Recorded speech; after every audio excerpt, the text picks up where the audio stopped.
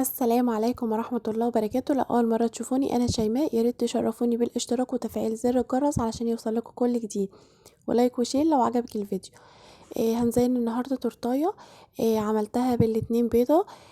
أنا نزلتها لكم قبل كده، هسيب لكم اللينك في صندوق الوصف. جلست معايا هنا التورتاية، قطعتها لثلاث طبقات. مقاس 9 كان المنشار. بدأت أجلسها بالكريمة، وعاملها بالسكرابر مشرشر من الجنب. وبعدين عملت بقى هنا معلقتين من الكريمة المضروبة ديت اللي انا مجلسة بيها، حطيت لها لون الماجيك احمر نقطتين وسيحتها على البوتاجاز. نار هادية خالص لحد ما حصلت على الشكل دوت. الكريمة ديت طالعة تحفة.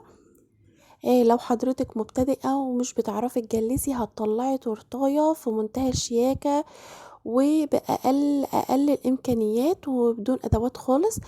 بدأت أوزع بالمعلقة كده على طرف التورتاية. أنزل دربات.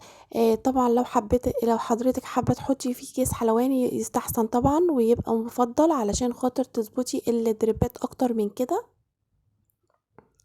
بس أنا كنت مستعجلة بصراحة عشان كانت العميلة عمالة ترن عليا.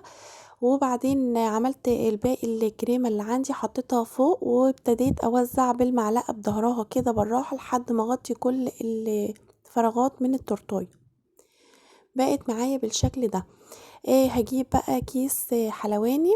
وعاملاه يعني قطعاه حته صغننه خالص، وبعدين ابتديت اكتب هابي بيرث داي حبيبه. هي كانت العميله اسمها حبيبه، كانت طالباها لعيد ميلادها. وبعدين كتبت بالكريمة كده. المفروض ان انا كنت دخلتها المرحلة اللي انا حطيت عليها الكريمة المتدوبة التلاجة. بس انا عملتها على طول. وابتديت بالقمع اللي هو المشرشر.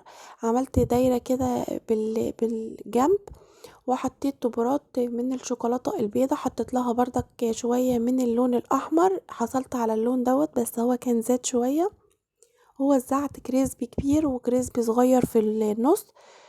وبعدين حطيت حتت من الورق الذهب، هو مش باين في التصوير قوي بس كان شكلها اللهم بارك تحفة.